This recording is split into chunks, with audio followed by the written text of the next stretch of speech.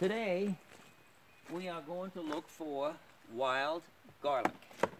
It's also known as field garlic.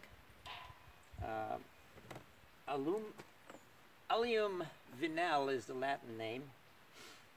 It's we're here in western North Carolina, about 3,600 feet up in the mountains. We're going to go probably almost 4,000 feet where we're going to find the wild garlic.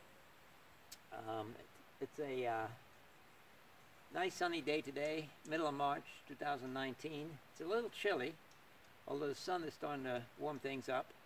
So let's go and find us some wild garlic. So here we are. We found a patch of wild garlic. And they are all over the mountains here. I could spend hours digging the bulbs up. So what I'm going to do is show you, as you can see, this is like an open sunny spot, and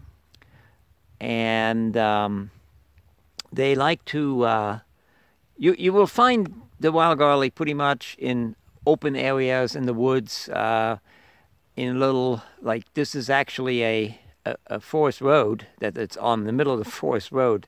Obviously it's not used much. You'll find them on the edges of trails, in the middle of trails, on the edges of meadows. Not really much in shade. They like to be in sunny spots like you see here. They also, if you want to know where to find them in the United States and Canada, they're pretty much everywhere. In all the eastern states, you will find wild garlic. Eastern Canada, you find some in the Midwest, California, Oregon, even Alaska, I have been told.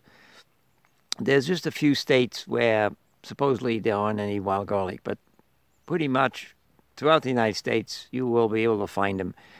They come up in February, and then March, April, May, that's when they get to be good size. The bulbs get a good size, and that's a good time to dig them up.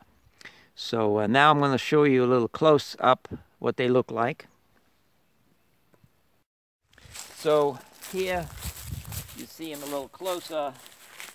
Hope I'm out of the sun there, out of the shade. So these are wild garlic. Now, the way you tell, there's another thing that's also edible called a wild onion, but the way you basically the way you tell it apart is that the wild garlic, the chive-looking thing, is hollow.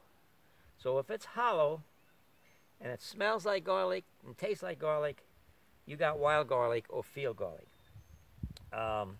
Now there are things that from a distance or when they're real small, they kind of look like grass, but when you start looking at them close up, you'll find that the tubes are hollow. Well, obviously grass doesn't have hollow tubes, so you know it's not grass. And again, like I said, it smells like garlic and tastes like garlic. So you can't really go wrong by, you know, you're not gonna think it's a grass. Now there are some things that are poisonous that when they're small, they kind of resemble it a little bit. These are in the lily family. They are lilies when they're small. They have some resemblance, but really, in my opinion, not much. But I'm just letting you know, there are some other things that are poisonous that have some resemblance when they're small. But here's the thing. If none of these, the lilies, the poisonous lilies, the other poisonous plants, they don't have a hollow tube. They're not hollow. The leaves are totally different.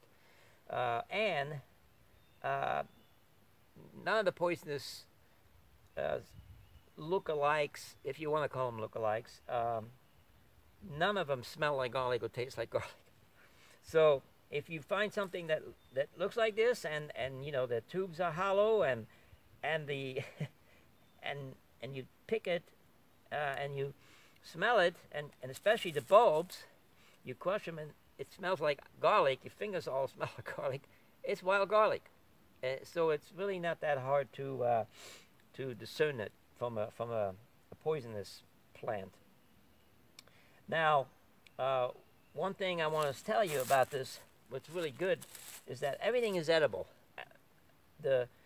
These green things, which look like chives, and they taste like chives. You can use them like chives. You can chop them up, put them on a baked potato with sour cream. Awesome. I dry them myself, and I put them in jars, and I put them in things. Whatever you would put dried chives in. The bulbs, you use them like a little onion or garlic, more like a garlic. It has a mild garlic flavor. I put them in spaghetti sauce. I put them in meatloaf. Delicious. I also pickle them. You can just put them in pickle juice, and they're good for a year or so. So lots of good uses for the whole plant. So now I'm going to show you. I'm going to cut one open, and I'll show you what it looks like inside, and then we're going to dig, and then I'll show you what the bulbs look like, and then later on we're going to show you how cleaning them and some of the things you can do with them. So.